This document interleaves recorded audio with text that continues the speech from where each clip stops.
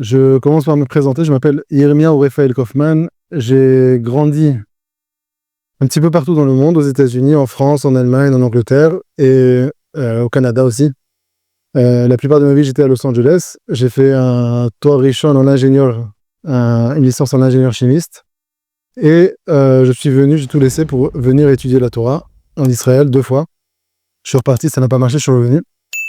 Et ça fait... Donc après, j'étais en yeshiva, en kollel, et ça fait déjà quelques années que je me spécialise dans tout ce qui est les mariages. C'est-à-dire, je suis conseiller conjugal, je suis aussi coach en tout ce qui est développement personnel. Chaque personne qui aimerait atteindre, s'améliorer, surtout au niveau de ses traits de caractère. Alors, je travaille avec chaque personne pour essayer de s'améliorer face à soi-même, face aux autres, face à Hachem, chacun en fonction de son objectif.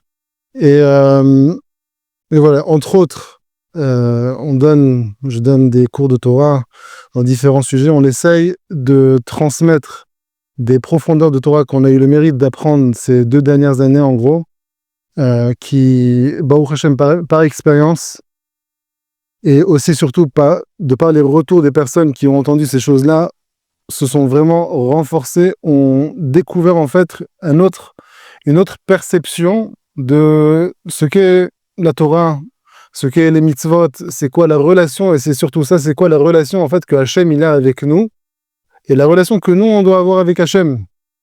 Et quand on entend ces divrei Torah et qu'on entend en fait ces profondeurs c'est surtout que c'est nouveau.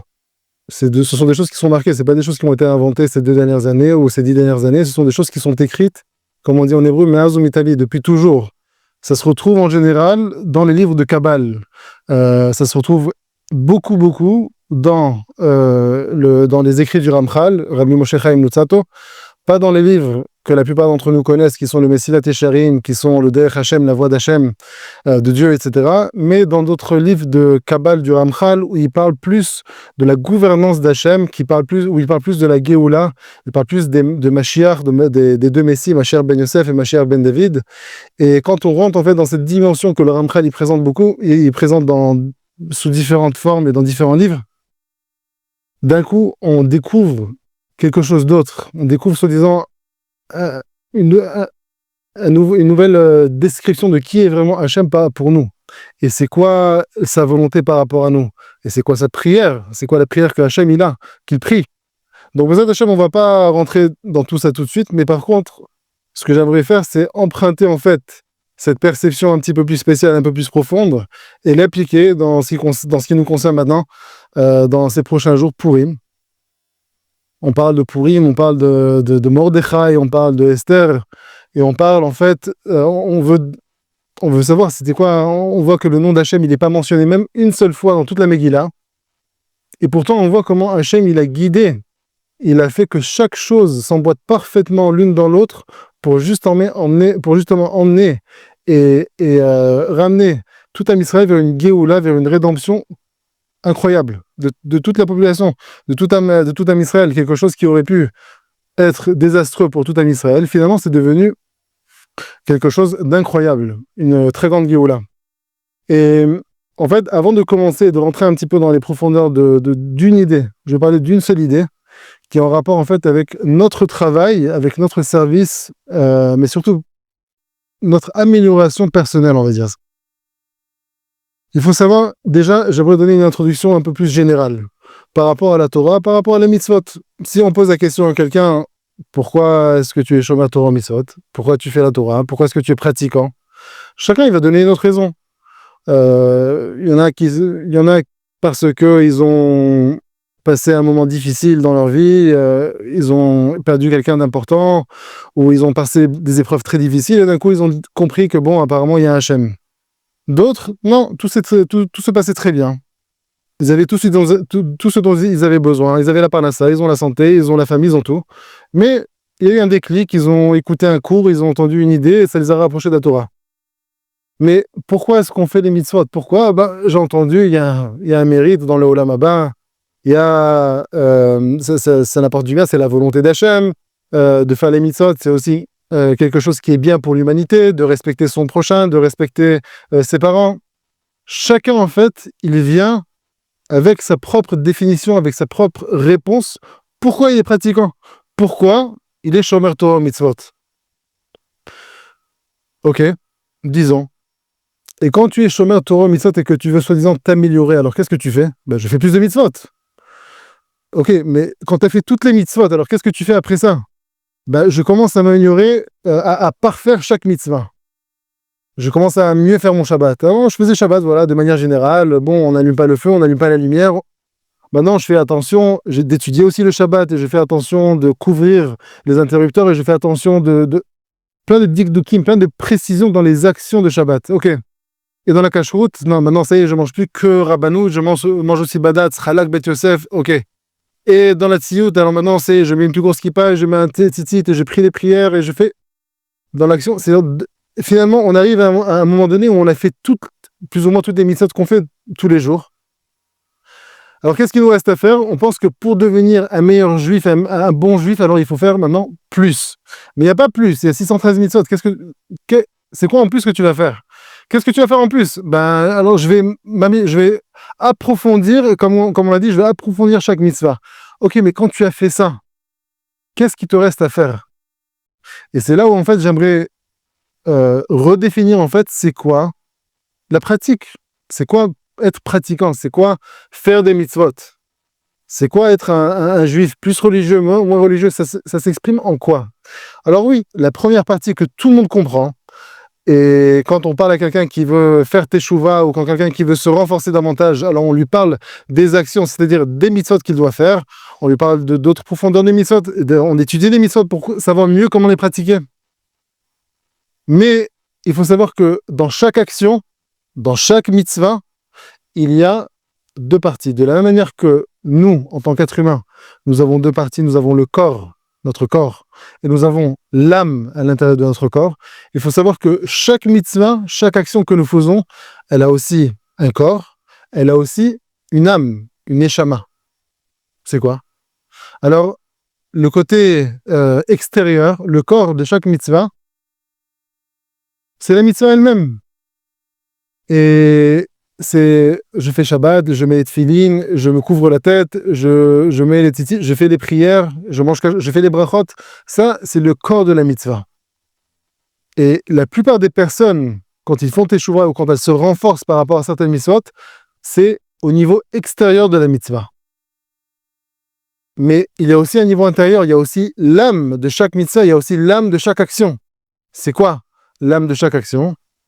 C'est en fait le trait de caractère, la mida que tu construis, le rapprochement émotionnel que tu construis à travers cette action avec Hachem. Et ça, on en parle moins. On en parle. On parle de Moussar, de l'éthique juive. On étudie beaucoup de Moussar. Même dans les yeshivot, en fait, ceux qui sont qui étudient dans les yeshivot, il y a le Seder Aleph, le premier Seder le matin, jusqu'à 1h. Ensuite, l'après-midi, ça commence à 4h, 3h30, 4h, jusqu'à 6h30, 7h. Et en général, on donne environ un quart d'heure, 20 minutes à la fin du deuxième Seder pour le Moussar. Mais c'est très peu, en fait. Parce que le moussar, c'est vraiment ce qui est censé construire et rapprocher la personne d'une autre manière, dans une autre dimension avec Hachem. Et c'est le plus important. Ce que Hachem il attend de nous, ce n'est pas que l'action elle-même. L'action elle-même, elle est importante. C'est pour ça que j'ai donné les 613 mitzvot, les 248 positives et les 365 négatives. Ok, c'est très bien. Mais il faut que tu comprennes que c'est pas un but en soi, les mitzvot. Les mitzvot, c'est un intermédiaire. Pourquoi? Les mitzvot, c'est un intermédiaire pour toi, cher juif, chère juive, pour que tu puisses, et pas que les juifs d'ailleurs, pour que tu puisses te connecter à moi. C'est-à-dire quoi se connecter à moi? Me ressembler.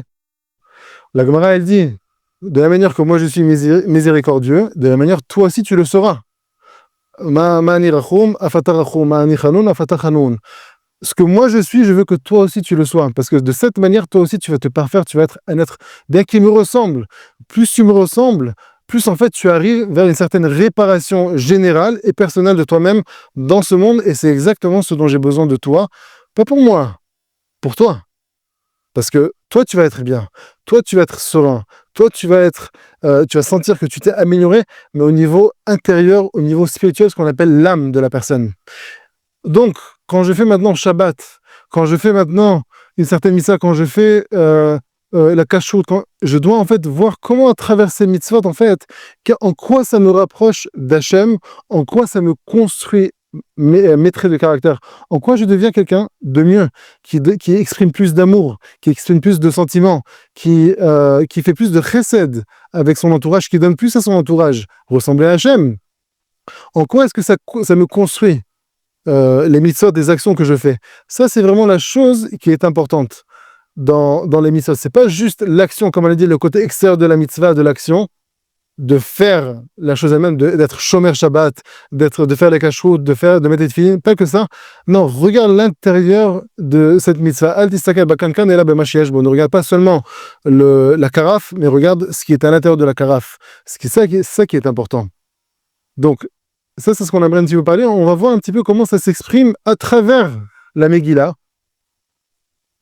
Comment Mordechai, en fait, il fait vraiment ce travail et comment nous aussi, on peut apprendre mieux à faire ce travail, chacun dans son domaine, chacun dans sa vie privée, dans sa vie personnelle, dans sa vie professionnelle, dans ses relations sociales. Chacun, il pourra prendre et prendre de cet exemple et voir vraiment comment il peut vraiment se renforcer. Et on va voir aussi, Bezat Hashem, comment c'est en rapport aussi avec tout ce qui s'est passé, ce qui se passe ces dernières années depuis le Corona, mais notamment depuis la guerre qui s'est déclenchée à Simchat Torah.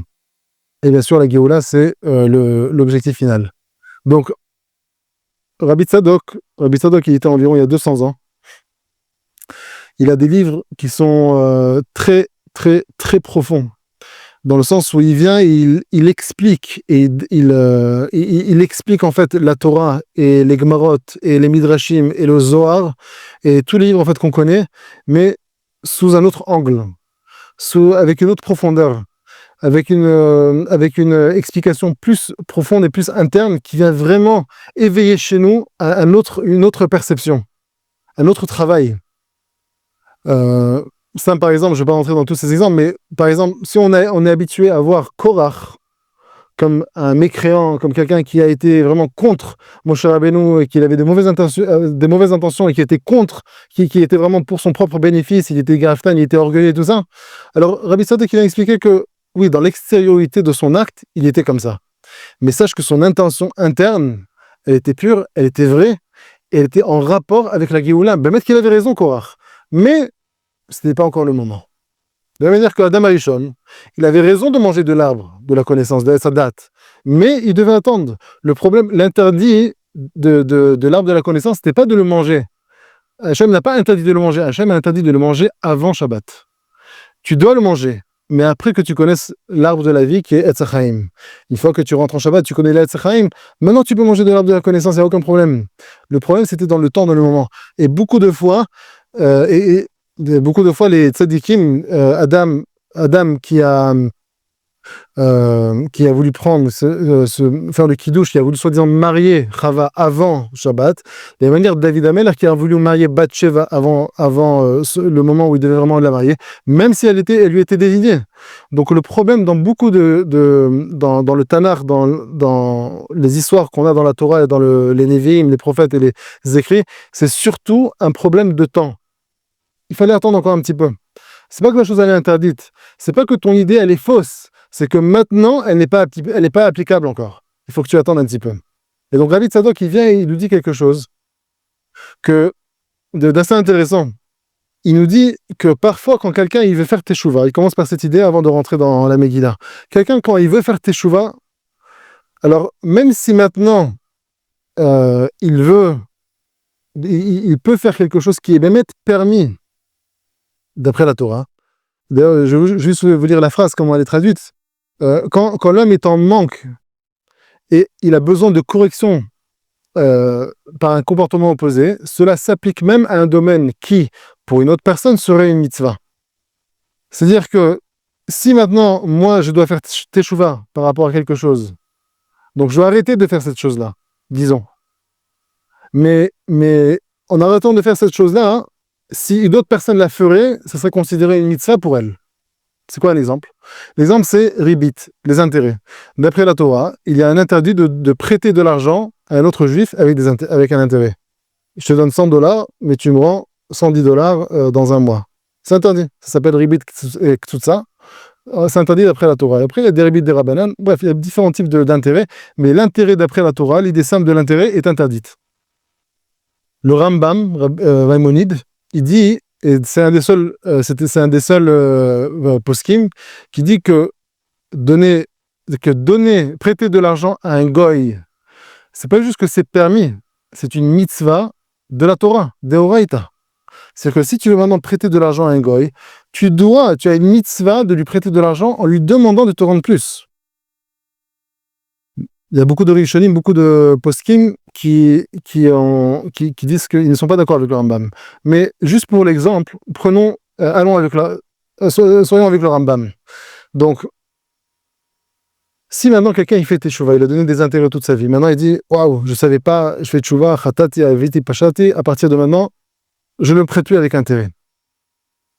Mais maintenant, un jour, disons après un mois, après 6 mois, après un an, d'un coup, il rencontre un goy, et le goy dit tu peux me prêter s'il te plaît $1000, j'ai besoin d'argent, j'ai besoin que tu me dépannes. Oh, bah oui, je peux te prêter, mais.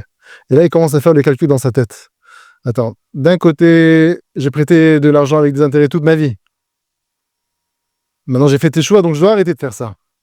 D'un autre côté, j'ai une mitzvah d'Eoraita, d'après le Rambam, de prêter de l'argent à ce goy. Mais, et là rentre le calcul qu'il fait avec soi-même. Est-ce que si je prête de l'argent avec un intérêt, est-ce que c'est vraiment parce que c'est nettement pour la mitzvah? Ou peut-être que il y a quelque chose qui va s'éveiller dans mon cœur et je me dirai, ça me rappelle les bons jours où je prêtais de l'argent avec des intérêts à des juifs, certes, oui. Maintenant, c'est bien des juifs, c'est avec un goy, c'est permis. Mais j'ai quand même un petit profit, un petit intérêt personnel de le faire. Et donc, si je le fais, en fait, ça montre en fait que ma teshuva, elle n'est pas entièrement complète. Il n'y a personne qui le saura. Chaque personne qui me dira, mais quoi, t'as prêté avec c'est un non-juif. J'ai le droit, d'après le Rambam, j'ai le droit.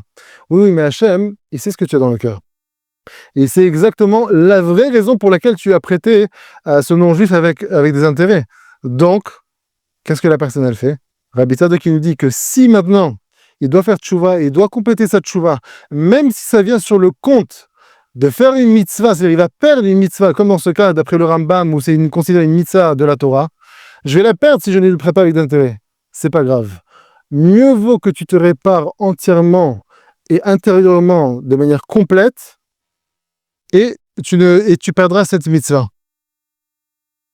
Ça, c'est, comme on dit en hébreu, c'est birur amidot. C'est vraiment comment on dit le birur, c'est vraiment, c'est vraiment le tri des midot, mais d'une manière très très fine. Et un autre exemple qu'il donne, c'est par rapport au veau d'or. Il donne un autre exemple aussi avant ça, mais disons l'exemple du veau d'or. Le peuple d'Israël, ils ont fait le veau d'or. Et pourquoi en fait? Parce qu'ils ne pouvaient pas être sans Moïse, sans Moshe. Ils étaient obligés d'avoir Moshe Rabbeinu. Ils étaient obligés d'avoir un Rav.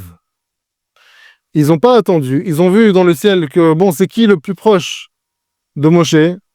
Hegel. Enfin, ils ont vu un malach, un ange, ils avaient Regel et Shara, les anges, ils ont un pied droit, et cet ange, il avait le pied comme celui du veau d'or, comme celui du veau, pardon. Donc ils se sont dit, bon, alors, le plus proche de ça, c'est qui? C'est un veau, alors on va faire un veau. Pas parce que Bémet, il voulait faire de l'idolâtrie, pas parce qu'il cherchait à remplacer Hachem, il cherchait en fait à avoir quelqu'un à la place de Moshe Rabbeinu qui les guide, c'est tout. C'est pas vraiment de l'idolâtrie, donc ils ont pris ça. Mais étant donné qu'ils n'ont pas été patients, étant donné qu'ils n'ont pas accepté la situation dans laquelle Hachem les amis, ils n'ont pas été patients, qu'ils bochèchent, soi-disant Moshe Rabbeinu, il a tardé de 6 heures, mais leur calcul était faux, peu importe, c'est pas là où je vais rentrer là-dedans, mais ils n'ont pas accepté en fait que Moshe ne soit pas revenu à l'heure où eux, ils voulaient qu'il revienne, où ils ont pensé qu'il devait revenir. Alors maintenant, c'est quoi le tikkun, c'est quoi la réparation de ça que Hachem leur a imposé? À partir de maintenant, Moshe est revenu après le veau d'or, ok, très bien, je vous pardonne, mais à partir de maintenant, la tente de Moshe Rabbeinu, elle ne sera plus dans le camp des Béné Israël au milieu. À partir de maintenant, la tente, le Ohel de Moshe Rabbeinu, il sera en dehors du camp. Michutz HaMachane. et à partir de maintenant, vous ne regarderez pas Moshe Rabbeinu dans les yeux.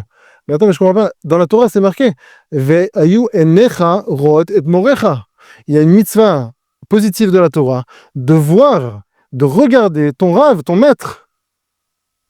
Mais étant donné que maintenant tu n'as pas, tu as quelque chose sur lequel tu dois faire tchouva par rapport à ta patience, par rapport à accepter le décret ou accepter la situation dans laquelle Hachem il vous a mis, vous n'avez pas accepté, alors maintenant vous devez réparer en fait cette mida chez vous, ce trait de caractère chez vous.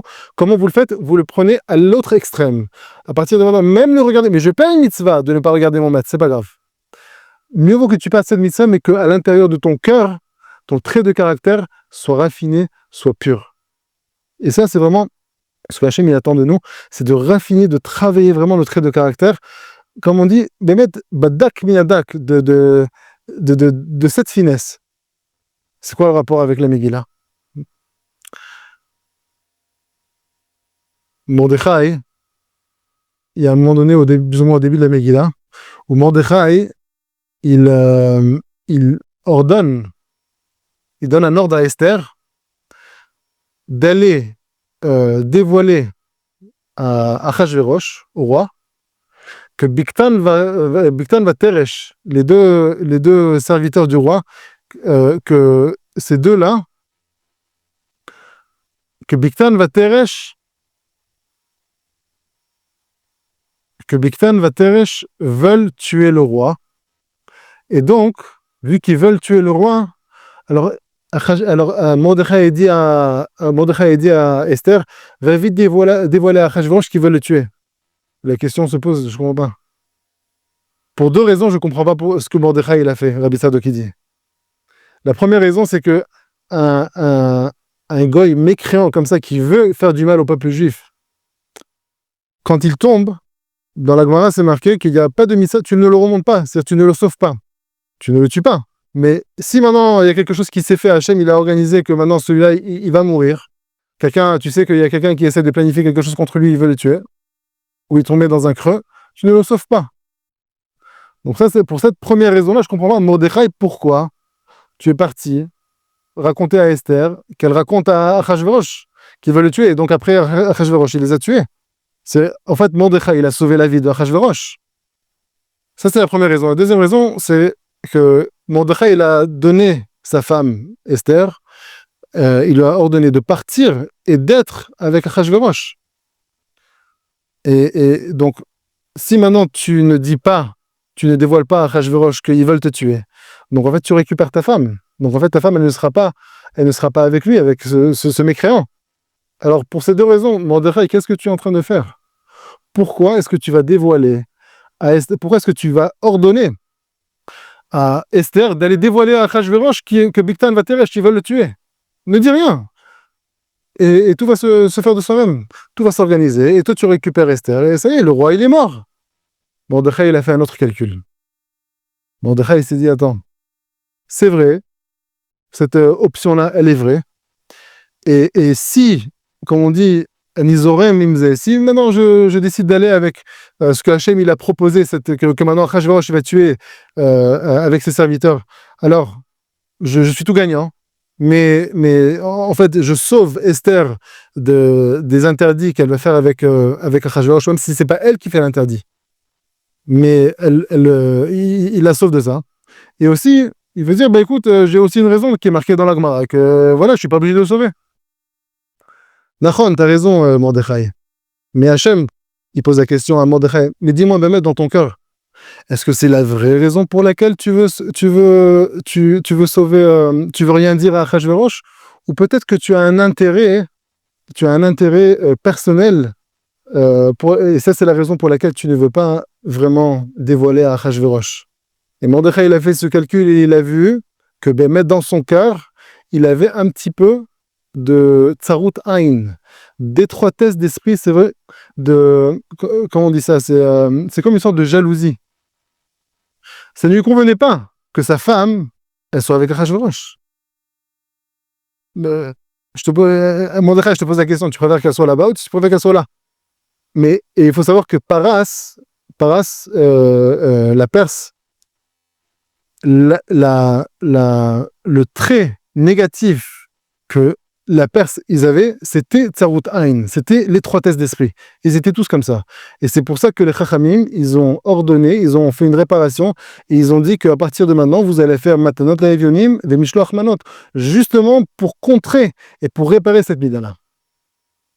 Et donc, et ça c'est la raison, le Rav de Rabbi Sadok, il explique que les Anshe Knesset Agdola, les Chachamim du temps, ils ont cherché, ils ont voulu comprendre c'est quoi la source, c'est quoi la racine de ce décret contre le peuple juif. Je veux comprendre c'est quoi.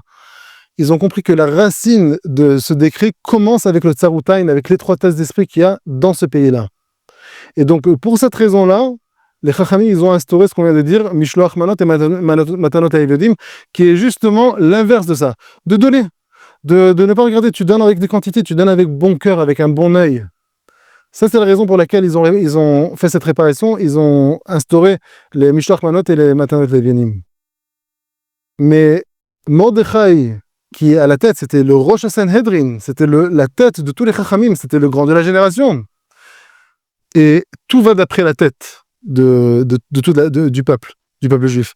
C'est celui qui est à la tête, c'est Mordechai. Mais Mordechai, il avait un petit peu d'étroitesse d'esprit dans son cœur. Il n'avait pas réparé sa mida, son trait de caractère, de ce semblant de jalousie, de cette étroitesse d'esprit. Et donc, juste pour cette raison-là, Mordechai, il a ordonné à Esther, et il lui a dit, va dire à Achashverosh que Bigtan Vateresh veulent le tuer. Et juste après, le verset juste après dans la Megillah, vous voyez que Achashverosh, il les a pendus, il les a tués. Tout ça pourquoi? Pour gagner en fait cette réparation des traits de caractère, pour raffiner son trait de caractère jusqu'à la fin, que ce soit vraiment complet, entier, et qu'il soit vraiment entier avec soi-même. Ça, c'est la raison pour laquelle il a fait ça. Maintenant, je vais leur rajouter une petite chose.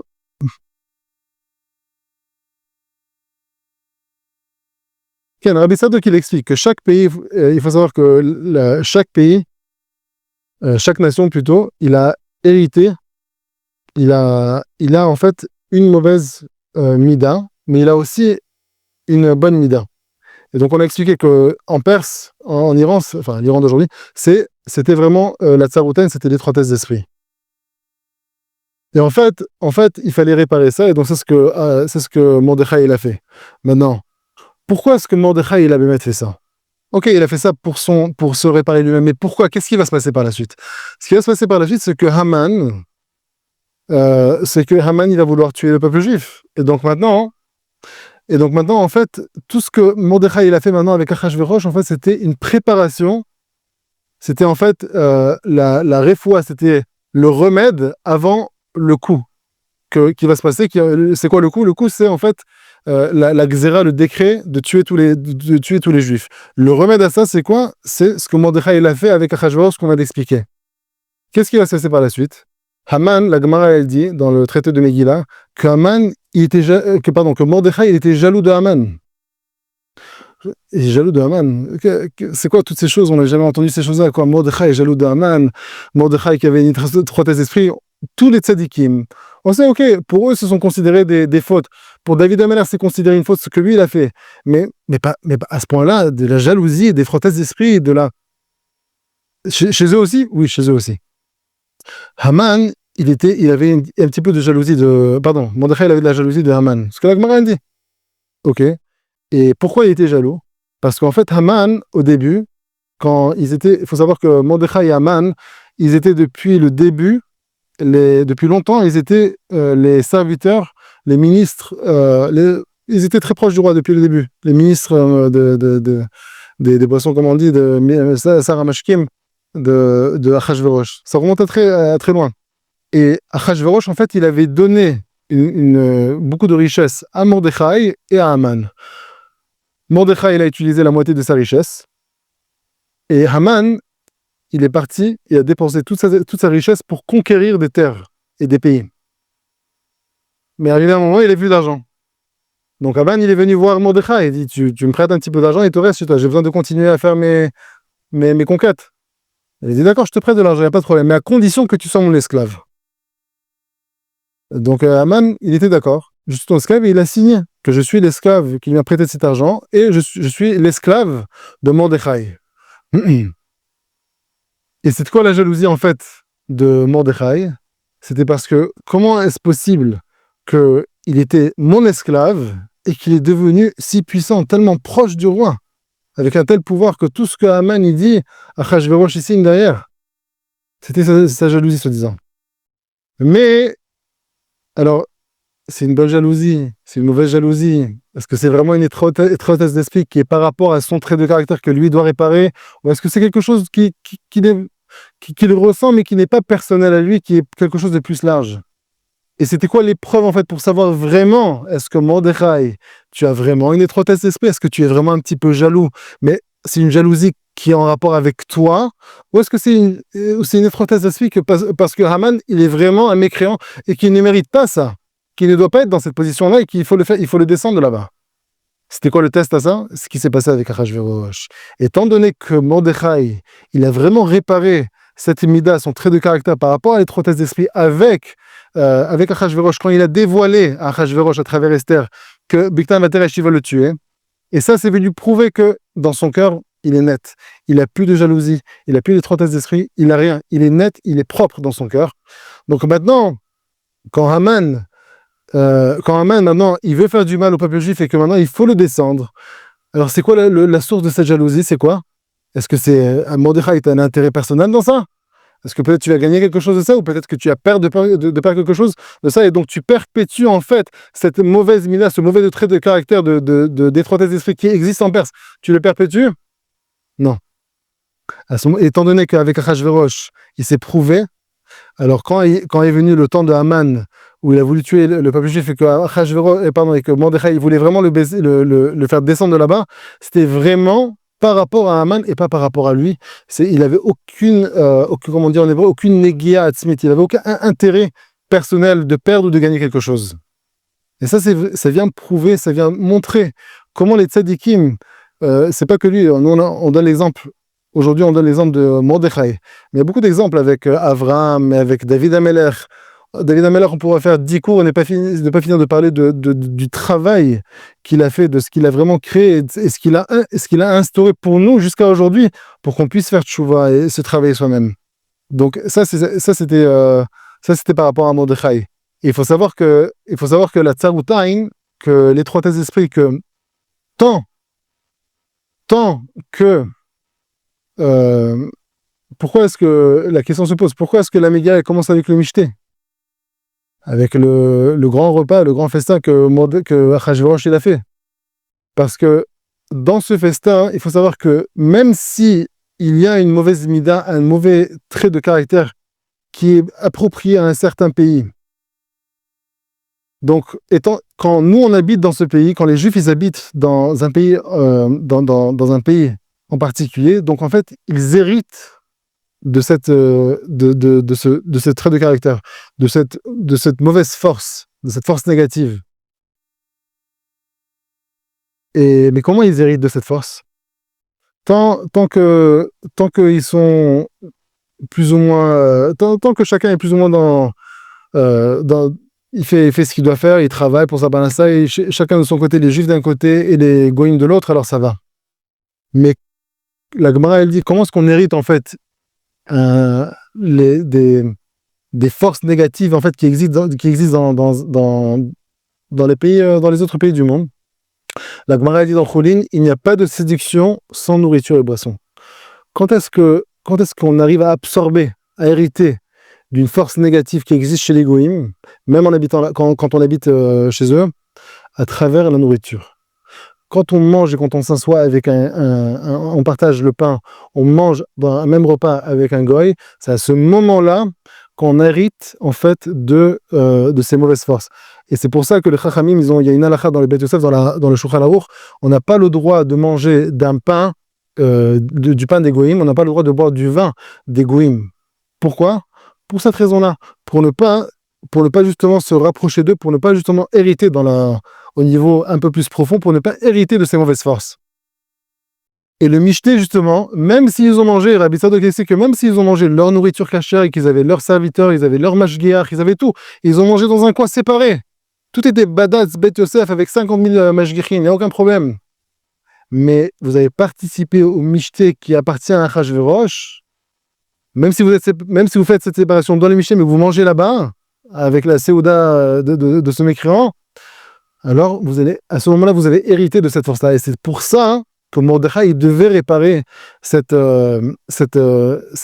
trait de caractère, ce mauvais trait de caractère, de l'étroitesse d'esprit qui est un semblant de jalousie. Donc, ça, c'est quelque chose qu'on apprend par rapport à Mordechai. On a dit au tout début du cours, on a dit qu'il y a l'action, dans chaque mitzvah, il y a le corps de la mitzvah, le corps de l'action, et il y a aussi la neshama, l'âme de l'action. Ce que Mordechai il a fait, il aurait pu donner 10 bonnes raisons pourquoi il fallait laisser mourir Achashverosh, pourquoi il ne fallait pas dévoiler à Achashverosh que Bigtan Vateresh voulait le tuer. Il aurait pu trouver toutes les bonnes raisons d'après la halacha, et d'après la Gemara, et d'après les Chachamim, et d'après tout ce que tu veux. Mais en fin de compte, s'il aurait fait ça, il aurait perdu un travail personnel de raffinement de ses midot. Et c'est exactement ce que nous, on doit apprendre aussi de ça. Quand on fait une mitzvah, si maintenant j'ai une mitzvah de tzedaka, par exemple, si maintenant quelqu'un te demande de faire un chesed avec lui, et toi tu sais que ce chesed, et toi tu sais que maintenant c'est pas un vrai chesed, qu'il t'utilise pour des raisons détournées, pour son propre intérêt, pour quelque chose qui n'est pas tellement positif. Mais en même temps, bon, si tu le fais, bah, t'as pas vraiment perdu, t'as pas fait un interdit en le faisant.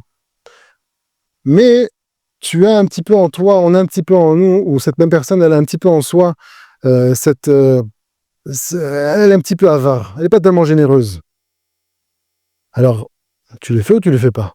Non, attends, je vais pas le faire. Attends, tu sais ce qu'on m'a raconté sur lui? Attends, ça a été vérifié par 10 personnes qui l'ont vu en même temps et qui ont... Bah, pourquoi est-ce que je vais le faire? Ken, il y a aussi cette raison. Mais dans ton cœur, pourquoi tu le fais pas? Non, dans mon cœur, je n'ai rien du tout. Ah, t'es sûr? Peut-être que t'es pas tellement généreux. Alors profite de cette opportunité pour réparer ça. Quand je fais la tzedaka, et c'est là où la personne, en fait, elle doit vraiment voir comment elle raffine sa mida, son trait de caractère. Quand je fais la tzedaka, alors il y a l'action de donner la tzedaka. Voilà, j'ai sorti 20 shekels, j'ai donné à un pauvre. Mais dans son cœur, quand il a donné ses 20 shekels, il peut, en fait, comme on dit, l'itmarmer, il peut avoir un goût amer et sentir et penser à ça toute la journée. Comment est-ce que j'ai pu donner 20 shekels? J'aurais dû donner que 3 shekels. Et pourquoi est-ce que j'ai fait ça? Mais et il va commencer à penser à comment il aurait pas dû donner cet argent et combien il a senti qu'il a vraiment fait un trou dans sa poche en donnant 20 shekels. Et en fait, le corps de la mitzvah, tu l'as faite. Tu as donné la tzedaka. Il y a des avis qui disent que si tu fais pas la tzedaka avec joie, avec une vraie intention de donner à la personne, qu'elle soit heureuse de recevoir de la manière que toi tu es heureuse de donner, tu n'as pas fait la mitzvah. Mais sans rentrer dans ça, donner la tzedaka, tu l'as fait. Mais tu as perdu, en fait, quand tu as fait cette tzedaka et que tu n'as fait que transmettre l'argent, si tu n'as pas fait un travail intérieur, tu as perdu, en fait, l'âme de la même mitzvah qui aurait pu te raffiner ta propre midam. Quelle mida? D'être généreux, de faire du chesed, de donner à l'autre. Comment? Ben, au contraire, profite de cette mitzvah-là pour voir que fais une prière en faisant cette tzedaka, de dire que voilà, Hachem, je prends quelque chose qui m'appartient et j'ai vraiment une vraie intention de donner pour que la personne soit heureuse de recevoir et qu'elle ait la bracha dans l'argent que je vais lui donner. Fais un travail spirituel autour de cette mitzvah de tzedaka. C'est pas juste, tiens, prends 20 shekels et va-t'en.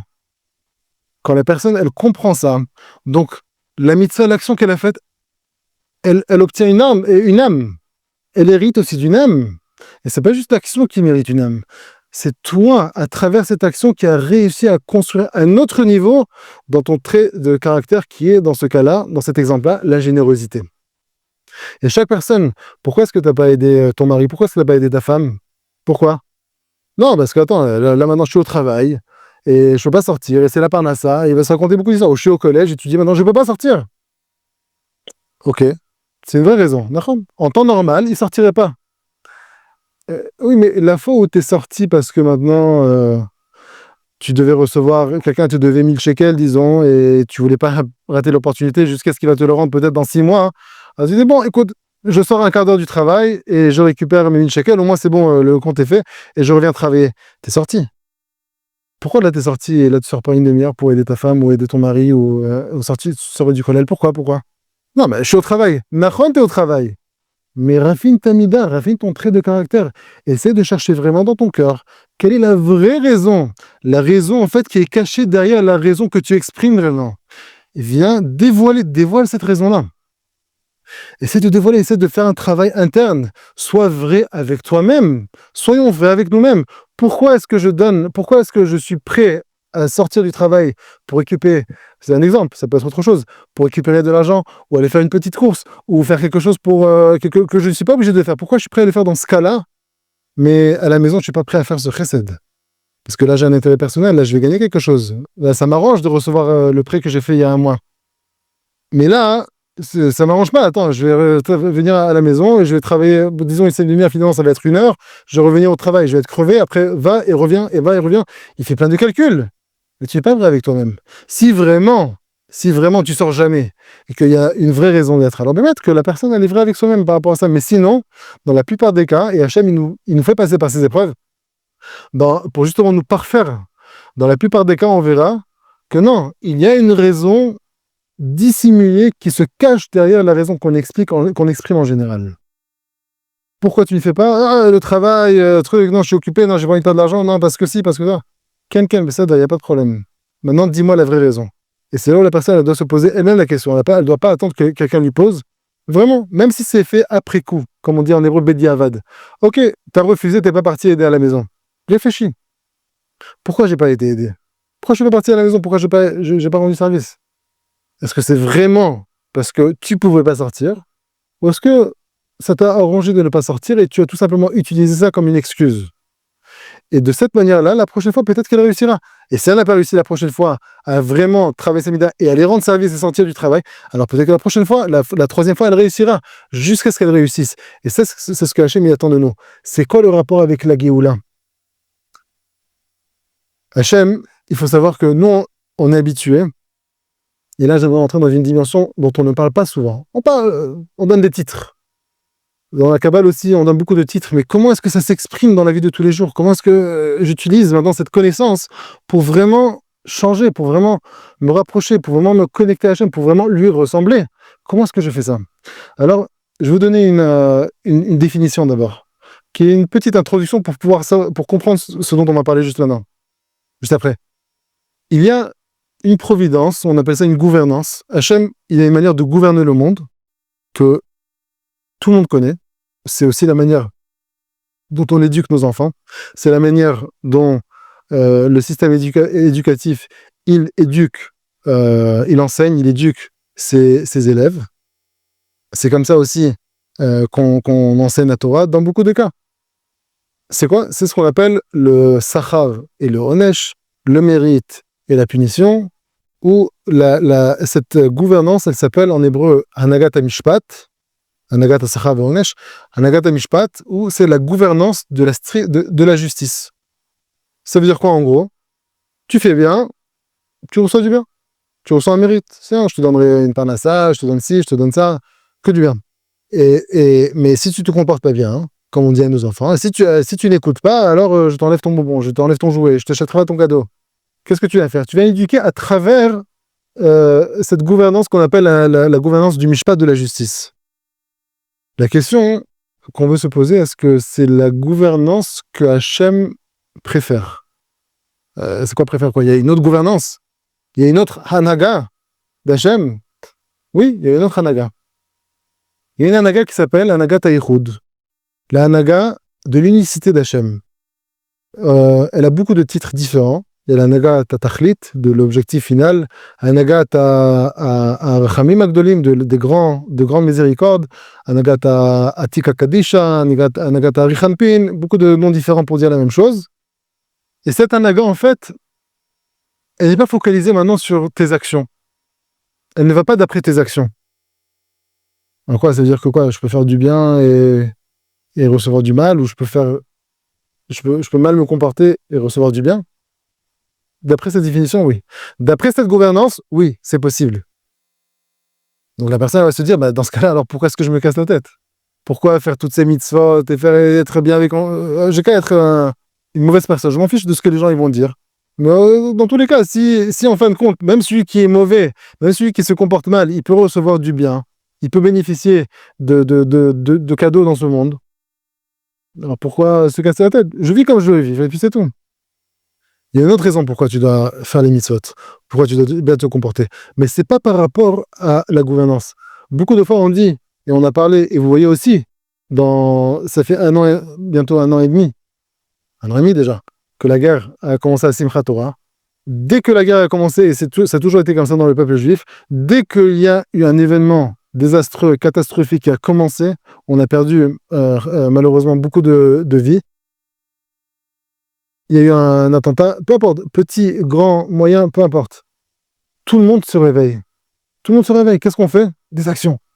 Allez, les Shouan Shabbat. Allez, on fait la Tziyot. Allez, plus de Tehillim. Allez, on étudie sa Torah. Ah non, est-ce que c'est mauvais? C'est pas mauvais, c'est très bien. Mais il faut que tu comprennes que ça n'a rien à voir avec si maintenant la guerre elle va arrêter, si maintenant il y aura plus de mérite dans Israël, parce que maintenant tu as fait... Non, ça n'a rien à voir avec ça. Je comprends pas. Alors, nous, on est habitués à savoir que s'il y a quelque chose de mal qui se passe, alors on est habitué, on fait des misot, on fait la tzedaka, on fait des bonnes actions. Mais il n'y a pas de mal à ça. Ça contribue, ça a un avantage, c'est positif, mais pas pour la raison que tu crois. La personne qui pense que elle va avoir du mérite, elle va avoir le paradis, elle va avoir le Gan Eden, le Olam Haba, parce qu'elle a fait Shabbat, elle a mangé kasher, parce qu'elle a fait toutes ces choses-là. Il faut savoir qu'elle se trompe. Ça n'a rien à voir avec ça. Alors c'est quoi mon travail sur Terre? Ce dont on a parlé. Le travail des midot. Ok, alors il y a la gouvernance du mishpat, de la justice. Bien, tu fais bien, tu reçois bien, tu fais mal, tu reçois du mal.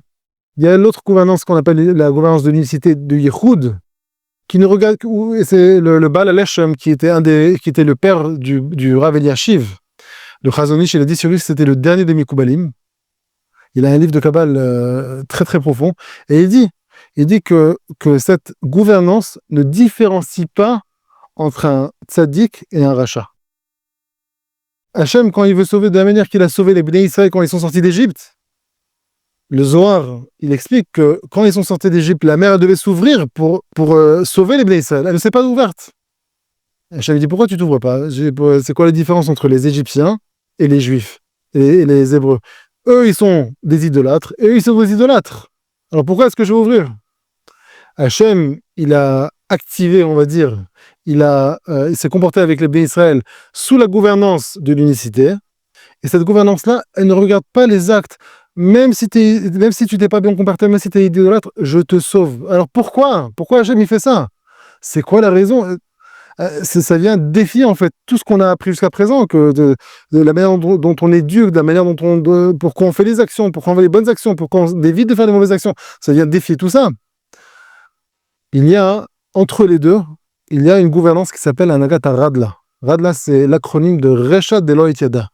C'est le début, c'est la tête, soi-disant, c'est la Atika, c'est le plus haut niveau, genre au-dessus du Keter dans les Sphirot, c'est quelque chose, c'est soi-disant la volonté d'Hachem. On ne sait pas pourquoi. La seule chose qu'on sait, c'est que Hachem, il a une volonté. C'est quoi? C'est la seule chose qu'on sait, c'est que Hachem, il a une volonté globale. La volonté dans ses détails, on ne la connaît pas. On ne peut pas le savoir. Mais la volonté générale, globale d'Hachem, dans toute la création, depuis la faute d'Adam et Chava, et jusqu'à la Géoula, la volonté d'Hachem, c'est d'amener toute la création à sa réparation. Et Hachem, en fait, il utilise tout ce qui se passe dans ce monde, parfois même les mauvaises choses, pour nous éveiller, pour nous amener à réparer des choses chez nous qu'on n'aurait pas réussi à réparer sans cette action précise qu'Hachem il a décidé pour nous, sans cet événement précis qu'Hachem il a décidé pour nous, sans cette situation, sans cette tout ce que vous voulez, sans ces choses-là. Et oui, alors comment est-ce qu'on peut savoir? Non, on ne sait pas. Mais Hachem il sait exactement que pour lui, il faut qu'à cet âge-là, il passe cette difficulté-là, et qu'à cet âge-là, il reçoive cette abondance, et que pour elle doit se marier avec celui-là et ensuite divorcer, mais que celui-là, il va se marier, il va rester marié jusqu'à la fin de sa vie avec la même femme. Il y a des millions et des millions et des milliards de calculs différents que personne ne peut savoir c'est quoi la profondeur de ces calculs.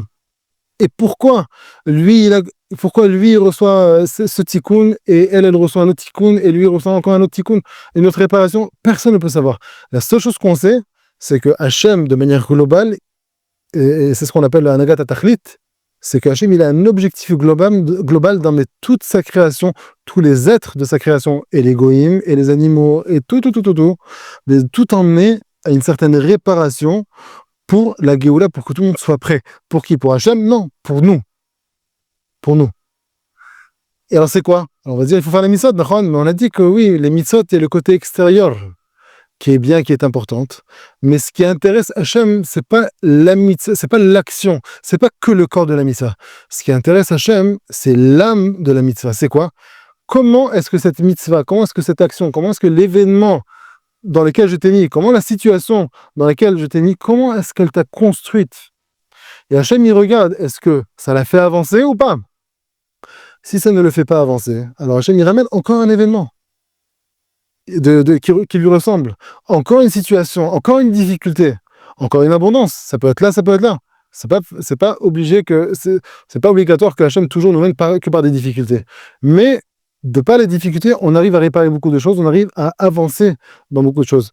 Donc la personne, parfois, elle se dit, attends, je comprends pas. D'un côté, les Chachamim, le Shlomo HaMelech, il nous enseigne que Tzedaka tatzil mimavet. La Tzedaka, elle sauve des vies. Et combien d'histoires on a entendu par rapport à ça? Que quelqu'un, il a donné, un pauvre s'est présenté juste avant qu'il prenne la route, et justement dans la route, il a failli faire un accident, et bon, prochain, tout le monde a été sauvé. Moi, j'en ai entendu des dizaines et des centaines d'histoires comme ça, et tout le monde connaît l'idée de ces histoires. Mais d'un autre côté, il y a ceux qui vont faire la tzedaka. Hein. Et oui, il y a des personnes, dans Chas Shalom, dans leur famille, qui sont décédées. Alors, comment tu expliques? Il est où l'enseignement de Shlomo HaMelech que tzedaka tatzil mimavet?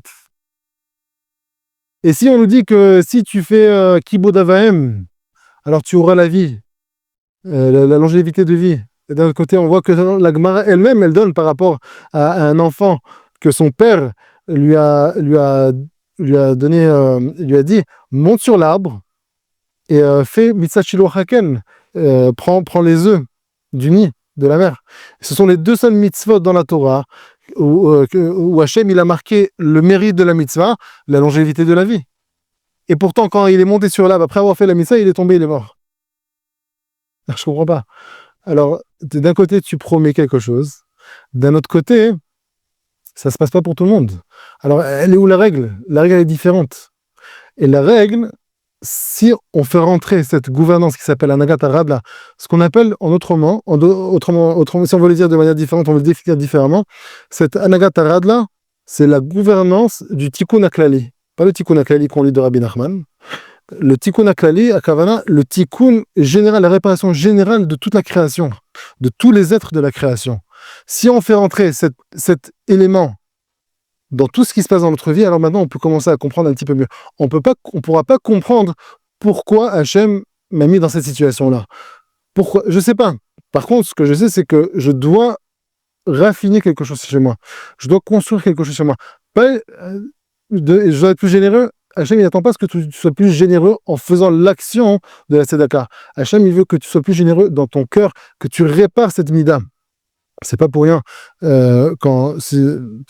En voyant beaucoup de couples, en parlant avec beaucoup de couples, quand je les aide dans leur shalom bayit, alors chacun il pense que beaucoup tout de suite ils vont non bah écoute, si c'est comme ça on divorce et puis mais qui t'a dit que ça va être mieux après? Tu veux te remarier, oui, et quand tu vas te remarier, tu penses que Hachem il va t'envoyer maintenant la femme ou le mari exactement comme tu l'aurais voulu dans le premier mariage et ça tout va s'arranger et heureusement que tu as divorcé et que tu t'es marié une deuxième fois, une troisième fois?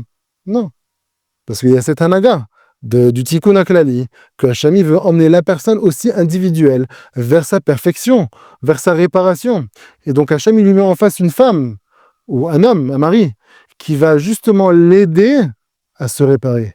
Et c'est justement à ce moment-là, en général, où les couples, ils m'appellent, ils disent non, je peux pas, après quelques mois, après un an, non, c'est pas possible, chaque chose que je dis, il me contredit, je veux faire quelque chose, lui il veut autre chose, je sais pas, je dis quelque chose, il comprend autre chose, on n'arrive pas à communiquer. Qu'est-ce qui se passe? Alors, c'est quoi la solution? On divorce, on se sépare, c'est plus facile. Mais qu'est-ce que tu as construit avec ça? Si je ne te mets pas face à toi, une situation, un événement qui va te confronter, pour te confronter, alors tu vas pas te construire. Et l'exemple le plus simple, c'est que les personnes qui vont faire de la musculation en salle de sport, qu'est-ce qu'elles font? Elles vont faire quelque chose qui n'est pas facile. Elles prennent du poids, prends une plume, prends une feuille, prends un petit, je sais pas, ton téléphone et fais la musculation avec. Non, non, non. Il faut que je prenne quelque chose qui soit lourd. Parce que quand je force, quand je fais cet effort, alors c'est ce qui me construit le muscle. C'est exactement la même ashkafa que nous, on doit avoir. Quand je suis face à une situation où maintenant je dois faire un effort, quel effort? De mida. Si tu veux pas donner de l'argent, hein, c'est pas parce que tu n'as pas d'argent dans ton compte. C'est parce que tu n'es peut-être pas généreux. Si tu ne veux pas aider un autre juif ou faire un chesed, c'est pas parce que maintenant tu n'as pas les forces de le faire. C'est peut-être parce que tu n'as pas assez de Havat Israël, tu n'as pas assez de chesed dans ton cœur. Si tu ne fais pas les choses que Hachem, par rapport aux situations dans lesquelles Hachem il te met, si tu ne fais pas ce que tu dois faire normalement, c'est pas parce qu'il y a un problème technique ou un empêchement ou quelque chose qui te manque, qui t'empêche de faire ces choses-là. L'argent, tu l'as dans ton compte, tu as suffisamment d'argent pour donner au moins un shekel, au moins 5 shekels, au moins 10 shekels, tout le monde l'a. Même ceux qui n'ont pas beaucoup d'argent. Même ceux qui sont endettés, ils ont toujours quelques pièces dans leur poche. Tu as suffisamment de temps pour trouver quelques minutes pour t'asseoir avec ta femme et parler avec elle, pour t'asseoir avec tes enfants et communiquer avec eux, les éduquer. Tu les as, non, mais je travaille et j'ai besoin de travailler et je rentre, après je vais. Mais quand ton ami il te parle, il t'appelle après pour parler et raconter sa journée, tu as trouvé une demi-heure pour parler avec lui? Oui. Alors pourquoi pas les 5-10 minutes avec tes enfants? C'est encore une fois, c'est le même birour que Mordechai il a fait. Donc, Hachem, il nous met dans toutes ces situations, pas pour juste gagner l'action. Ça y est, j'ai fait Shabbat. Ça y est, j'ai mangé kasher. Ça y est, je m'habille, je mets ma kippa, je mets mon tzitzit. Non, c'est pas. Ça, c'est juste l'intermédiaire qui va te permettre juste après de travailler, ou en même temps plutôt, de travailler maintenant ton trait de caractère et de vérifier pourquoi est-ce que j'ai du mal à faire cette mitzvah-là. Pourquoi est-ce que j'ai du mal à faire cette daka? Pourquoi? Parce que ton patron est appelé? Parce que maintenant tu n'as pas le temps? Ou parce que Bémet que tu veux pas? Parce que Bémet que tu n'as pas le chesed, tu n'as pas conçu ce chesed dans ton cœur, cette avat Israël, cette générosité. Pourquoi? Et c'est là où le birour il commence. Et donc, quand on voit des personnes qui parfois vivent bien, et pourtant ils ne sont pas chômés Torah mitzvot, et d'autres personnes qui sont pratiquants, qui font les mitzvot, et comme on dit, elles galèrent dans leur vie. C'est quoi l'explication? L'explication, c'est que il y a du mauvais, il y a le rat, le mauvais, le mal qui existe, et ce que Hachem, il attend et il veut à tout prix, c'est réparer le mal. Et taken et tara, c'est la réparation du mal. Et comment il le fait? Il prend ce mal global qui existe depuis la faute de Adam et Chava, et il le répartit chez tout le monde. Et chacun aura une autre mesure de ce mal-là, que lui-même il doit réparer, et en le réparant, il se répare lui-même, et donc c'est comme une réparation harmonieuse qui se fait, et qui tend aussi, qui va vers la réparation globale de toute la création. Et d'ailleurs, quand on parle de Mashiach, on dit que le Mashiach, vous entendez beaucoup dans les sirotes parfois, et surtout dans les périodes plus difficiles, vite, faut faire tchouva, vite, faut faire ça, si vous faites pas, ils ont raison. C'est pas qu'ils n'ont pas raison, ils ont raison. Je ne vais pas les contredire par rapport à ça. Mais il y a une sorte de contradiction là-dedans, dans ce qu'ils disent. Vite, le Mashiach, il va se dévoiler, vite, il y a la Géoula, vite, fait. Réparez-vous. Et ils nous font croire qu'en fait, le Mashiach, il vient pour qui? Pour les tzadikim. Mais les tzadikim, et ceux qui sont déjà dans les mitzvot, et qui sont, soi-disant, plus ou moins réparés, ils n'ont pas besoin de Mashiach. Ils sont déjà bien. Ils sont plus ou moins dans la voie. Ça donne un petit ajustement vers la fin, et c'est tout. Alors pour qui vient Mashiach? Hachem, il envoie Mashiach parce qu'il y a beaucoup de neshamot, beaucoup d'âmes dans Israël qui n'arrivent pas justement à se réparer, qui n'arrivent pas à sortir des désirs ou des choses interdites de ce monde. Pour ces neshamot, pour ces âmes-là, Hachem, il envoie Mashiach pour les aider à se réparer. Pas pour ceux qui sont tzadikim. Aussi pour ceux qui sont tzadikim, parce que tout le monde a quelque chose à réparer, donc il va les aider aussi à compléter leur réparation. Mais Mashiach, il vient pour tout un Israël. Et Hachem, il a dit, Loïdach, cette dernière Géoula qui est imminente, elle ne viendra pas tant enfin, elle viendra à condition que tout Am Israël, même ceux qui sont les plus éloignés, même ceux qui sont les plus déconnectés de la Torah, même eux vont faire partie de la Géoula finale. Pas comme en Égypte, où il y a seulement 20% des Bnei Israël qui sont sortis. Pardon? Ouais, ou 20%. Non, ce ne sera pas un cinquième. Dans cette Géoula, c'est tout Am Israël. Pourquoi? Parce que Hachem, ce qu'il attend vraiment, c'est de réparer le mal. Et non pas de le mettre de côté. Et donc, c'est pour ça qu'il y a deux Messies. Je termine avec cette parenthèse, qu'il y a le Mashiach ben Yosef, Mashiach ben David. Il y a une très grosse profondeur et une très grande étude à faire par rapport à ça qui est extraordinaire qu'on ne peut pas faire maintenant. Mais Mashiach ben Yosef, lui, il vient amoindrir la force du mal. Mashiach ben David, il vient transformer le mal qui a été amoindri par Mashiach ben Yosef, il vient le transformer en bien, en positif. Et ça, c'est le sod, c'est le secret de la Teshuvah avec Ahava. Quand on parle à Kippour, tous les rabbinim, on parle en général de cette dracha qui est dans le traité de Yoma. Celui qui fait Teshuvah avec crainte, alors les actions, les mauvaises, enfin les sdonotes, ce qu'il a fait de manière intentionnée, les avérotes, les fautes qu'il a fait de manière intentionnée, elles sont effacées. Et quelqu'un qui fait Teshuvah avec Ahava, avec amour, alors ces fautes intentionnées, elles se transforment en mérite. Tu as mangé du cochon, alors maintenant c'est considéré comme si tu as mangé le veau le plus halak et Bet Yosef qui ait jamais existé au monde. Comment? C'est comme si maintenant la personne elle vient avec une dette de 1 million d'1 million de dollars, d'euros à la banque, et il vient voir le directeur de la banque, il dit écoute, regarde, j'adore votre banque. Vraiment, je ne savais pas que vous étiez si extraordinaire que ça. Bémet, je vous apprécie, je vous aime, je vais faire pour vous. Voilà. Le directeur lui dit bah écoute, si tu nous aimes tellement, bah c'est pas que je vais t'effacer ta dette, c'est que maintenant je vais te donner aussi 1 million d'euros dans ton compte en banque. C'est ce que Hachem y fait. Toutes les fautes qu'on aurait fait dans notre vie, Hachem il va les prendre avec Teshuva par amour, il va les prendre et il va les transformer en positives. Ça c'est le sod de David Amelech, le sod de Mashiach ben David, qui transforme le mal en positif. Et donc, tout ce que Hachem il attend dans cette création, dans ce monde, depuis la faute et jusqu'à la Géoula, c'est quoi? D'amener tout le monde vers une réparation globale et aussi individuelle. Dans la réparation globale de la création, il y a aussi la réparation de chacun d'entre nous. Et c'est ça où ça devient tellement extraordinaire de voir comment Hachem, il amène chaque événement et chaque situation par rapport à la personne qui doit justement vivre cette chose-là. Et justement, elle doit se renforcer par rapport, et ça va lui construire cette mida. C'est tellement précis, c'est tellement medouillac. Il n'y a que Hachem qui peut vraiment orchestrer tout ça. Mais quand on comprend ça, que entre la gouvernance de la justice, tu fais bien, tu auras du bien. Tu fais du mal, tu auras du mal. Et entre la gouvernance d'une unicité, il y a qui ne regarde pas les tzadikim, qui ne voit pas, qui n'y a aucune différence entre un mécréant et un tzadik. Il y a cette gouvernance du radla, du tikkun haklali, qui en fait nous mène vers cette unicité où en fait tout est un, où on va découvrir que tout est un. Et c'est pour ça que dans la Megillah, il n'y a pas une seule fois le nom d'Hachem qui est écrit. Par contre, il y a un passage que j'ai oublié, mais où il y a le nom d'Aman, Ve'avo Haman, quelque chose, et en fait, c'est le nom d'Hachem, Yud Kevavke. Et dans le Yud Kevavke, en acronyme, il y a le nom de Haman. Même Haman, il fait partie du Yehoud, de l'unicité d'Hachem. Même Haman, il sert. Et donc, il faut savoir que même des événements comme le 7 octobre, le Simchat Torah, ce qui s'est passé, même la guerre, même des événements plus difficiles, même les attentats, il faut savoir que chacun de ces événements, ils servent l'unicité d'Hachem. Il n'y a rien dans ce monde qui peut arriver sans l'accord d'Hachem. On va dire quoi, Hachem, il attend. C'est pas de cette manière qu'il faut voir. Et ça sera pour un autre cours aussi. Mais il faut comprendre que chaque chose, s'il y a eu Simchat Torah, il faut savoir qu'il y a quelque chose que nous, on doit justement prendre de là-bas et le réparer. Et non pas juste dire, ah, ce Hamas et Marchemo et tout.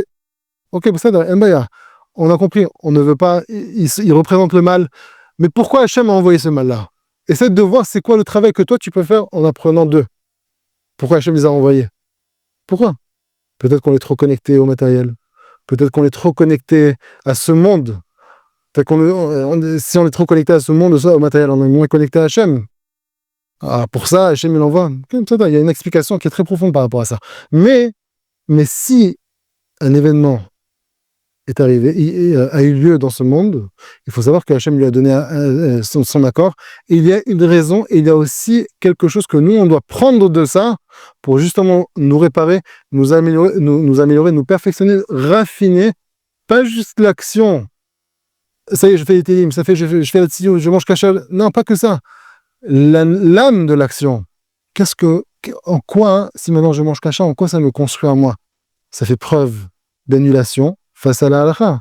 Ça fait preuve de patience, que maintenant, je ne peux pas juste aller dans n'importe quel restaurant, aller dans n'importe quel supermarché et prendre ce que je veux et manger. Non, je dois manger quelque chose de spécifique. Il y a beaucoup de midot, beaucoup de traits de caractère, en fait, que la personne elle peut construire chez elle-même en mangeant kasher. C'est quoi le rapport? Non, je mange kasher, parce que voilà, il faut manger kasher pour l'âme, pour ne pas s'impurifier. Ok, très bien, c'est des explications extérieures. L'intériorité de la raison pour laquelle tu manges kasher, c'est pour toi. Regarde en quoi ça te construit à toi, en quoi ça raffine tes midot. Ça, c'est le message de la Megillah. Ça, c'est le message, en fait, que Hachem, il essaie de nous transmettre, il nous transmet à travers la Megillah et beaucoup d'autres histoires de la Torah et des Nevi'im. Et donc, ce que je disais, c'est que si le nom d'Hachem n'est pas écrit dans la Megillah, même une seule fois, mais le Melech, soi-disant Achashverosh, c'est pas le Melech Achashverosh, c'est Hachem. Là où tu vois Melech, c'est Hachem. Pourquoi c'est fait de cette manière? Parce que quand Hachem, il y a deux sortes de dévoilements. Il y a le dévoilement par la prophétie, il y a le dévoilement par la sagesse. Il faut savoir qu'on attend tous la prophétie et c'est un niveau qui est extraordinaire, qui est très élevé. Mais il faut savoir que le dévoilement à travers la sagesse, elle est beaucoup plus élevée que le dévoilement à travers la prophétie. C'est quand tu vas chez un chacham, chez un sage, un talmid chacham, et tu lui poses une question en halakha, tu lui poses une question en ashkafa, tu lui poses une question, qu'est-ce que je fais, comment je compte, je vends à ce que je fais, je prends ce travail, je ne fais pas, et qu'il te répond et qu'il te guide, sache que l'information qu'il a reçue dans son cœur en fonction de son étude, mais aussi ça vient d'une source qui est beaucoup plus élevée. Et donc quand il te dit quelque chose, sache que c'est comme une prophétie. Mais étant donné que c'est fait de manière dissimulée, donc ça laisse place à l'erreur, on peut se dire, qui a dit que ce qu'il a dit c'est vrai? Peut-être qu'il dit ça par intérêt personnel, peut-être qu'il dit ça parce qu'il a mal compris, peut-être. Donc c'est caché. Ça, c'est le désavantage, soi-disant, quand la prophétie, elle vient à travers la sagesse. Mais Chacham Adif Minavi, le sage, il est préférable au prophète. Mais l'avantage de la prophétie, c'est que c'est le dévoilement clair de la parole d'Hachem. Ça, c'est l'avantage de la prophétie. Mais le dévoilement par la sagesse est beaucoup plus élevé. Et pareil, si Hachem, dans la Megillat Esther, il s'était dévoilé comme il avait fait à Kiryat Yam-Souf, extraordinaire, waouh! Mais ça aurait été un moment. Mais de voir comment Hachem, il a tout cousu, il a tout organisé, que d'abord ça se basait, que tout allait vers le mal et que tout était couru d'avance, qu'on allait, que Achashverosh, il allait tuer tous les Juifs. En un instant, il aurait pu donner un ordre et décimer tout le monde. Et comment et Mordechai qui envoie Esther et Achashverosh, il veut Dafka Esther, elle était belle et ses yeux, elle avait 70 ans plus. Elle était belle. Comment est-ce que Hachem il a donné le chen à Achashverosh pour justement vouloir Esther de toutes les femmes qu'on vient présenter avec qui il aurait pu se marier? Tu vois comment chaque chose est dans les détails et chaque chose, mais d'un autre côté il y a pas le nom d'Hachem. Hachem où tu es, je sais pas, fais un miracle que ça soit clair. Non, je fais tout, mais pas de manière dissimulée. Il y a plus de bracha là-dedans. Il y a mot de Aïnara là-dedans. Mais à la fin, quand on voit la délivrance de Purim, il y a un effet de waouh extraordinaire, puissant. Dans notre regard, on dit quoi? Tu te rends compte, si j'étais pas là à ce moment, et si Mordechai n'avait pas dit à Esther, et si Esther n'avait pas effacé, Esther n'était pas rentrée, et si. Tu te rends compte que si tout c'est et si, mais tout s'est passé, et tout était exactement synchronisé et parfaitement organisé dans le temps. Et comme ça, on est là, le dévoilement à travers des événements naturels, à travers la nature, est beaucoup plus puissant et beaucoup plus fort qu'un dévoilement à travers un événement miracle. Et c'est exactement ce qui s'est passé. Et à la Géoula finale, avant vraiment l'étape de la Géoula, on va passer les étapes un peu plus difficiles, on va voir, Hachem va commencer à nous montrer comment. Il faut savoir que celui qui sait vraiment les miracles que Hachem il fait pour nous, c'est pas nous. ce sont ceux qui essayent de nous faire du mal. Parce qu'ils sont tout le temps en train de planifier comment nous tuer et comment nous décimer et comment tous nous ramener en Israël pour effacer Israël et pour nous emmener à la mer et à chaque fois, ils arrivent un petit peu, mais pas comme ils voulaient. Ils ont planifié de faire un gros truc, finalement ça a été annulé, finalement la bombe elle n'a pas déclenché, finalement l'événement, et finalement ils sont partis autre part, les juifs ils n'étaient pas du tout là où ils devaient être. À chaque fois il y a quelque chose. Et ceux qui voient vraiment les miracles d'Hachem, c'est qui? Ce sont les goïms d'Afka. C'est ceux qui veulent nous faire du mal.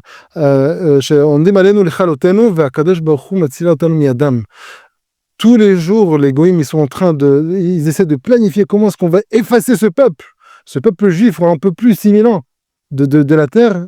Et à chaque fois, Hachem, il vient et il nous sauve. Comment? Par la nature. Paf! C'est pas qu'il est venu, il s'est dévoilé. Hé, terroriste, qu'est-ce que tu fais? Tu sais pas que je suis le père des... Non! Je parle pas, on me voit pas. Je me cache derrière le rideau. Par contre, à la fin, vous allez comprendre comment chaque chose a mené justement à ce dévoilement, à cette Géoula, à cette rédemption, et comment dans chacune de ces étapes, j'étais derrière. C'est moi qui ai donné l'ordre et c'est moi qui ai organisé chaque événement. Donc quand on prend toutes ces idées, alors on doit comprendre que d'un côté, ça doit déjà nous renforcer dans notre bitachon, envers Hachem, que Hachem bémed, même s'il semblerait qu'Hachem n'est pas... Hachem, qu'est-ce qui se passe? Je sais pas, des guerres, des attaques, des trucs, je sais pas, des attentats, des atrocités comme ce qui s'est passé il y a 1 an et demi. Qu'est-ce qui se passe? Mais sache que je suis avec vous à chaque instant, et que, en fin de compte, à la fin, vous verrez tout le bien de tout ce déroulement, de tout ce cheminement. Ça, c'est la première chose. La deuxième chose, c'est que dans chaque événement et situation que Hachem dans laquelle il nous met, on doit comprendre que si on a encore un événement difficile, on passe encore une situation difficile, c'est parce que Hachem, il attend qu'on raffine quelque chose dans notre cœur. Pas qu'on fasse plus, pas plus de tzedaka, pas plus de Shabbat, pas plus de kashrut, pas plus d'études, non. Plus au niveau qualité intérieure de la personne, au niveau de la mida, ce qui représente en fait l'âme de chaque action qu'Hachem nous donne, qui sont les mitzvot. Fais les mitzvot, mais maintenant que tu fais les mitzvot, regarde l'intériorité de la mitzvah, qu'est-ce qu'elle vient construire chez toi, qu'est-ce qu'elle vient construire chez moi. Ça, c'est ce qu'on doit à chaque fois voir et comprendre dans chaque chose, dans chaque événement dans lequel qu'Hachem il nous met dans notre vie. C'est ce qu'on doit comprendre, c'est ce qu'on doit tirer de ça. Et de savoir que tout est un. Que tout ce qui se passe, en fait, que Hachem, il utilise la gouvernance de la justice pour justement arriver au tikkun haklali, pour arriver à la réparation générale et globale de toute la création. Et qu'en fin de compte, à l'unicité, on verra comment tout était un. Qu'il n'y avait pas de... Le Harizal, il dit que dans le Olam HaAtzilut, qui est le monde céleste le plus élevé, il n'y a pas de différence entre Yaakov et Esav. Là-bas, il n'y a pas de différence. Sauf que lui, il fait le rôle de Yaakov et lui, il fait le rôle de Esav. Il n'y a pas de différence, en fait, entre les mécréants et les justes. C'est pour notre cours. Mais il faut comprendre cette idée-là. Quand on parle de l'unicité d'Hachem, c'est pas que le mal n'appartient pas à Hachem. Le mal, c'est aussi Hachem qui l'a mis en place dans ce monde. Mais qu'est-ce qu'il veut faire avec ça? Alors, il faut l'effacer, il faut le rejeter, il faut l'annuler. Non! Il faut amoindrir sa force, ma chère Ben Yosef. Et ça, comment tu amoindris sa force? En faisant la mitzvot, en faisant Shabbat, en faisant toutes les mitzvot qu'Hachem nous a données. Comme ça, tu amoindris la force du mal. Mais il faut la deuxième étape. C'est quoi la deuxième étape? C'est l'étape de ma chère Ben David, où il prend le mal qui a été amoindri et il le transforme en bien. Et ça, c'est ce que le Ramchal, une idée incroyable que le Ramchal, il explique, que à la fin, dans la Géoula, Shoresh hara choser letov. À la fin, à la Géoula, la racine du mal redeviendra bien. C'est-à-dire que tout le mal qu'on aura vu, toutes les personnes, même les goïms qui nous ont fait du mal pendant ces 6000 ans, il faut savoir que tous vont revenir au bien, à part Amalek. C'est le seul qui a été créé pour être effacé après. C'est-à-dire qu'Amalek, Hachem l'a créé pour un but précis pendant un certain temps. Il a son rôle, mais une fois qu'il a fini, il n'a plus d'existence après. À part ça, tous les autres qui ne sont pas Amalek. On va vite, on dit tout de suite le Hamas, peut-être il y en a qui sont mélangés. Mais le Hamas ne sont pas Amalek, ils sont Ishmaël. La plupart d'entre eux sont Ishmaël. Donc, eux, ils reviennent, leur racine revient bien. Vous savez combien de juifs terroristes qui ne savent pas qu'ils sont juifs, mais qui étaient des terroristes pendant le 7 octobre, pendant tous ces attentats qu'ils ont fait depuis que l'État d'Israël existe.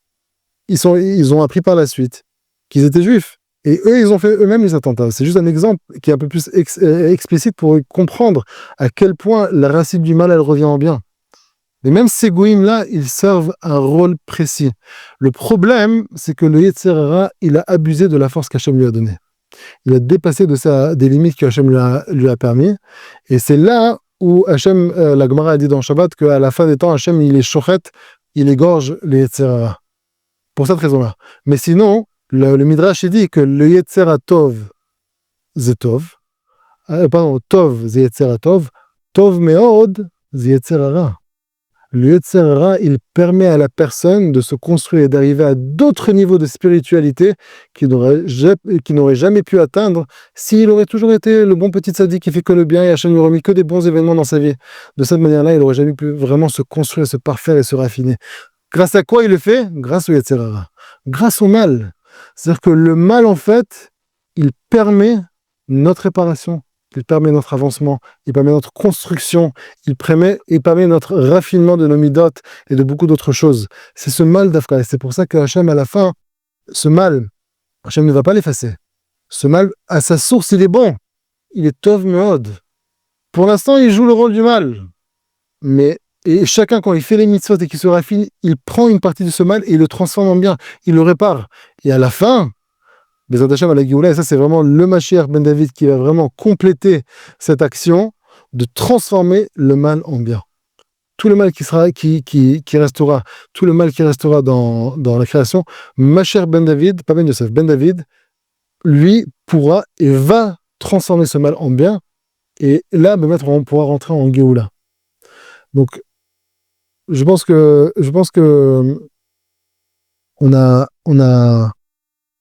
on a appris quelque chose qui est un petit peu d'une autre dimension, qui permet de voir en fait de manière plus globale tout ce que Hachem y fait.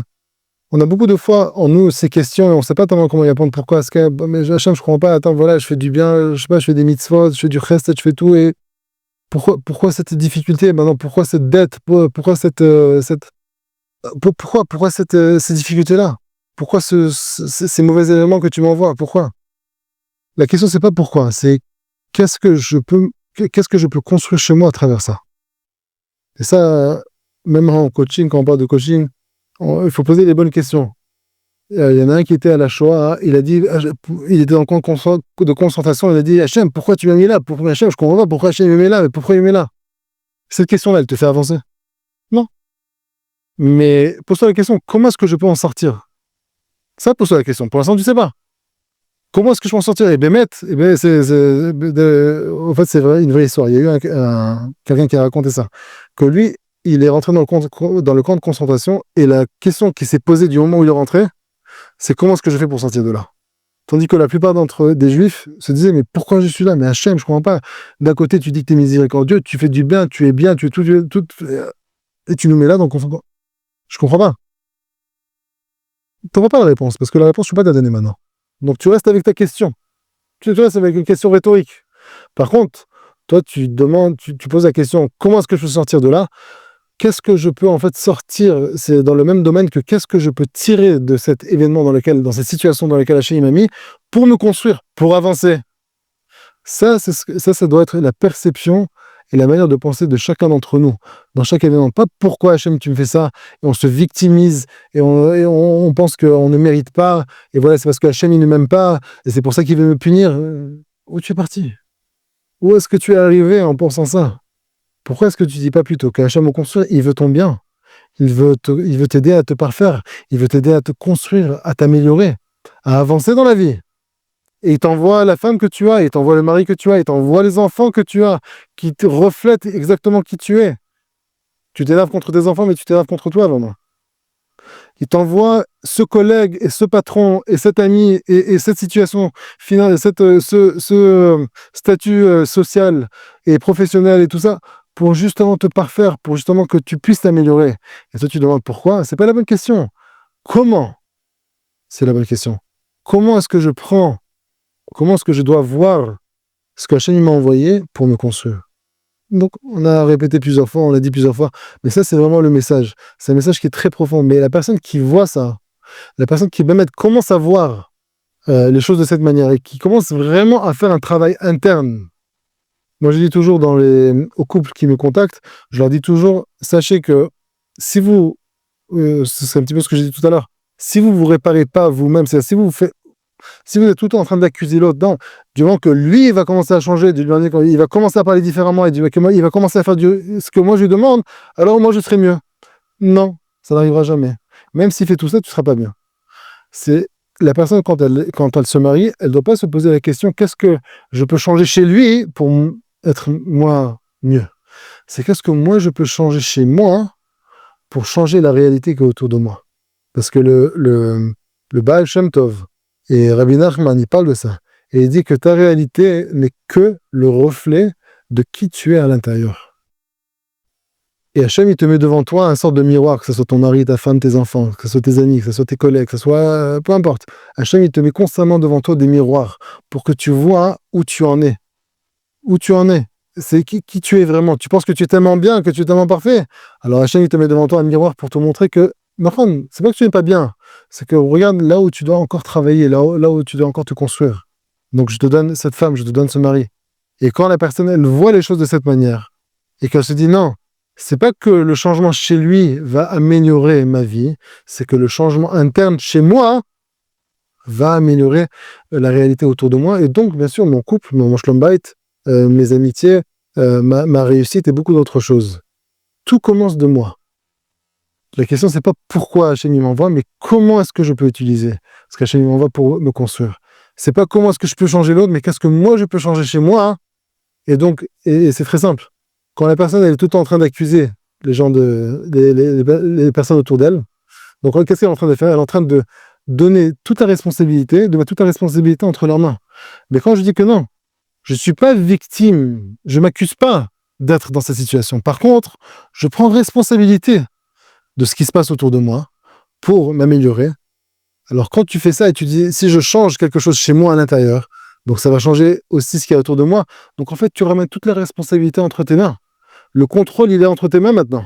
Tu peux maintenant vraiment changer ce qu'il y a autour de toi en te changeant toi intérieurement. Donc ça, c'est vraiment le message de la Megillah. Un des messages, il y a beaucoup de messages, on ne peut pas parler de tout. Mais ça, c'est un des messages de la Megillah. C'est un message par rapport à la construction des Midot. Comment le faire quand Mordechai, le calcul qu'il a fait, ce qu'il était prêt à perdre pour gagner ce raffinement dans ses traits de caractère, dans sa construction interne par rapport à Hachem.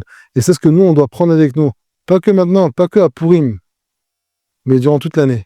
Et chaque événement que Hachem nous envoie, d'essayer de le voir sous ce nouvel angle, de voir comment on peut toujours voir le bien de ce que Hachem nous envoie et comment on peut se construire à travers ça. Et si on le fait, alors Bezrat Hachem, de la même manière que Hachem il a fait un renversement total de tout ce qui s'est passé à Purim avec Mordechai, Esther et tout un Israël qui était là-bas, et d'un coup, paf, il devait être tué en un instant, en un seul un seul ordre de Achashverosh. D'un coup tout s'est renversé et tout ce que eux ils ont voulu faire au peuple juif finalement leur est arrivé et donc on a été sauvés et juste après on a construit le Beth Amikdash, le deuxième Beth Amikdash. De la même manière Hachem va nous faire un grand nahafocho aussi, et au niveau individuel personnel et au niveau général de tout un Israël, que toute la situation, tout le mal qu'on voit aujourd'hui, d'un coup, paf, il y a tout qui va se renverser, et d'un coup, tout ce que eux ils ont voulu nous faire, ça arrive chez eux, et la réparation, elle sera complète, on pourra rentrer en Geoula Shlema Berachamim, Bezat Hashem, Bekarov, Amen.